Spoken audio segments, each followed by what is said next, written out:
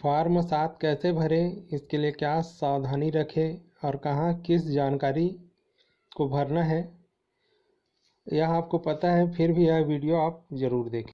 7 की मतदाता सूची में नाम काटने के लिए इस फॉर्म का उपयोग करते हैं हम लोग, लेकिन इस पे ज़्यादा ध्यान नहीं देते। जैसे कि पिछले पुनरीक्षण में मुझे याद है कि 100 साल से ऊपर की आयु वाले लगभग 7 से 10% मतदाता थे जो मतदाता सूची में नाम उनका जुड़ा था, लेकिन एक्चुअल कंडीशन में उनमें से 1% भी आदमी जीवित नहीं थे। वो मतलब बहुत दिन हो गए थे उनका मृत्यु हुए, फिर भी वह मतदाता सूची में चल ही रहे थे। इसके कारण क्या होता है कि मतदाता सूची में मतदाताओं का संख्या जो है वो ज़्यादा दिखाते रहता है, क्योंकि समय से कट नहीं पाता। इसके लिए देखें, आइए हम लोग देखते हैं कैसे हम लोग नाम को, यह फॉर्म को कैसे भरना है। देखिए, आपको सबसे पहले ये तीनों चीज़ तो हाईलाइट, अगर ऑफलाइन भर रहे हैं तो हर फॉर्म में इसको आप हाईलाइट कीजिए। विधानसभा का नाम, भाग संख्या का नाम और अनुभाग। इससे जो एंट्री करने वाले हैं उनको भी सहायता मिलता है और आपको भी सहायता मिलता है। देखिए, सबसे पहले हमें जिस भी विधानसभा का है उसको भरना है हमें। उसके बाद ये जो पहला ऑप्शन दिख रहा है आपको, यह जो ऊपर वाला सबसे पहला ऑप्शन है, देखिए, मैं निर्वाचक नामावली में नीचे उल्लेखित व्यक्ति का नाम सम्मिलित किए जाने के प्रस्ताव पर आक्षेप करता हूँ। यहाँ पे हमें टिक तब लगाना है जब कोई व्यक्ति किसी मतदाता के नाम में आकर स्वयं अगर वो आक्षेप करता है तो हमें यह फॉर्म डालना है। उसके बाद दूसरा देखिए, मैं इसको थोड़ा जूम करके दिखाता हूँ आपको।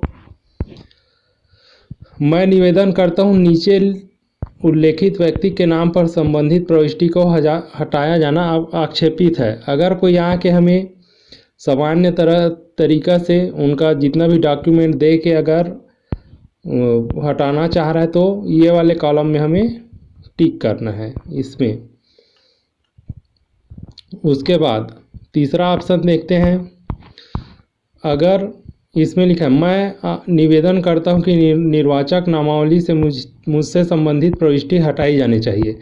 अगर कोई व्यक्ति अपने स्वयं का हटवाना चाहता है तो इसमें टिक करना है। तो ये तीनों ऑप्शन आप समझ गए होंगे।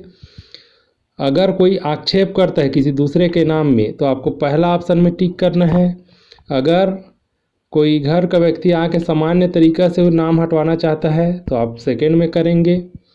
और अगर वह व्यक्ति स्वयं आता है तो आप तीसरे नंबर के डिब्बे में टिक करेंगे। उसके बाद देखिए, आवेदक का नाम। आवेदक के नाम में आपको जिस व्यक्ति का हटाना है उसका नाम लिखना ज़रूरी नहीं है। जो आपके पास आवेदन करने आए हैं उनका आपको लिखना है, जैसे इसमें मेरे द्वारा लिख दिया गया है। इस व्यक्ति का नाम लिखा है लेकिन इसका हटाना नहीं है।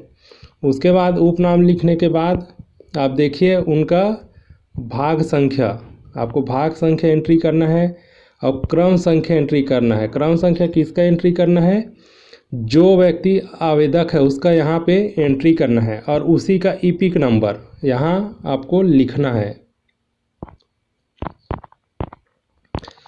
अब आते हैं, देखिए नीचे उस व्यक्ति का ब्यौरा जिसके क्रम सम्मिलित किए जाने पर आक्षेप किया गया है। अब इसमें देखिए नाम, जिसका नाम हटाना है उसका आपको नाम लिखना है, यहाँ उसका उपनाम लिखना है, यहाँ भाग संख्या लिखना है और यहाँ पे उसका सरल क्रमांक लिखना है।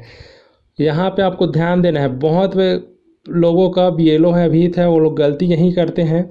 उनका जो क्रमांक आपको सही लिखना ज़रूरी है। कई बार क्या होता है, पुराने लिस्ट से सरल क्रमांक ढूंढ के हम लोग लिख देते हैं तो इसमें बहुत चांस है कि कोई दूसरे व्यक्ति का नाम कट सकता है। क्योंकि वहाँ जो एंट्री कर रहे हैं उनको पता नहीं है और कई बार जल्दबाजी में ऐसा हो जाता है। तो आपको ध्यान देना है। आप नया मतदाता सूची से ही देख के लिखिए, नहीं है तो अभी आपके पास ऑप्शन है, आप ऑनलाइन डाउनलोड कर सकते हैं। उसमें से आप देख सकते हैं, बहुत छोटे से फाइल में डाउनलोड हो जाता है, कोई एकदम बड़ा आपका मेमोरी भी नहीं लेता। उसके बाद जिस व्यक्ति का नाम हटाना है उसका ईपिक नंबर यहाँ आपको लिखना है, ये अनिवार्यतः लिखना है आपको। उसके बाद देखिए, अब आपको कारण लिखना है, हटाए जाने का कारण। तो यहाँ पे विवाह, अन्यत्र निवास है, आपके पास कई ऑप्शन हो सकता है, मृत्यु भी हो सकता है, या वहाँ से वो लोग कहीं दूसरे जगह शिफ्ट हो गए हैं तो आपको लिखना पड़ सकता है। तो इस हिसाब से आपको भर लेना है। फिर यहाँ स्थान भर देना है आपको, और दिनांक, जिस दिनांक में भी वो आवेदन दिए हैं, यहाँ पे आपको आवेदक का साइन करवा लेना है। अब बारी आती है देखिए टिप्पणी की। तो फार्म नंबर 6 में आप टिप्पणी किए हैं, या फार्म नंबर 7 है, जिसमें भी आपका टिप्पणी स्पष्ट रहना चाहिए। इतना बस नहीं कि इनका नाम हटा देना चाहिए या इनका नाम जोड़ देना चाहिए, इतना लिखने वैसे टिप्पणी नहीं है, आपको पूरा लिखना चाहिए। जैसे मेरे में लिखा भी है, प्राप्त दस्तावेज के अनुसार पूजा साहू वर्तमान में विवाह के उपरांत अन्य जगह पर निवास है, अतः इसका नाम भाग संख्या 186 के अनुभाग 3 में सरल क्रमांक 205 से हटा देना चाहिए। आपका जो टिप्पणी हो इस स्पष्ट रूप से लिखे रहना चाहिए, उसका ब्यौरा रहना चाहिए, ताकि अगर कुछ गलती आपके ऊपर है तो उसको यहाँ देख के सुधारा जा सके। उसके बाद आते हैं सेकेंड पेज में, इसमें आपको कुछ भरना नहीं है।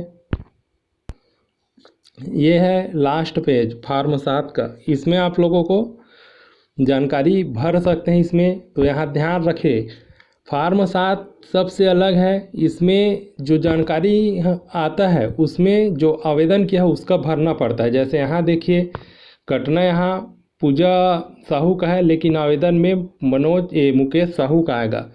आपको जो बाकी जानकारी है उसको भर देना है।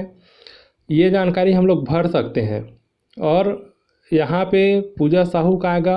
यह जानकारी हालांकि ऑफिस में भरना रहता है, लेकिन आप भर सकते हैं। ये स्वीकृत या अस्वीकृत वाला वो लोग करके इसको फाइनल कर देंगे। पावती में भी आपका जो रिसिप्ट में नाम है वो आवेदक का ही नाम रहेगा, ना कि जिसका काट रहे हैं उसका। तो फार्म नंबर 7 में हमें ध्यान देना है, यहाँ पे खास करके जिनका कट रहा है ज़रूरी नहीं है उनका नाम लिखा है।